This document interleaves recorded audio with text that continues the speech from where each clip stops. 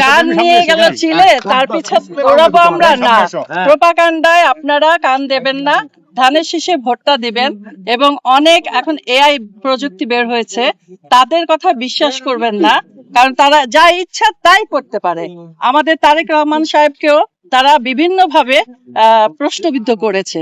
তো আমি বলবো আমরা প্রশ্নবিদ্ধ শিল্পী না, আমরা বিএনপি শিল্পী। বিশেষ করে যে রবি চৌধুরী বলে গেল, এখন আমি বলছি 90 সাল থেকে আপনারা পেছনটা ঘেটে আসেন।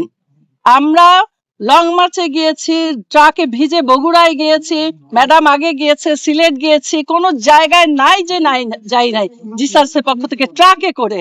তাহলে কি করে আমরা অন্য পার্টির কথা বলবো? হ্যাঁ, জিসাস জাসাস জি মনির ভাই জানে।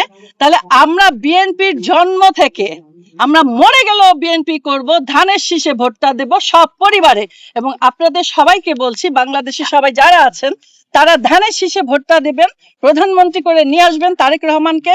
দেখুন দেশটা কি সুন্দর হয়, কি সুন্দর ভাবে চলে, সবার জন্যই, গরিব বড়লোক সবাই। আসসালামু আলাইকুম।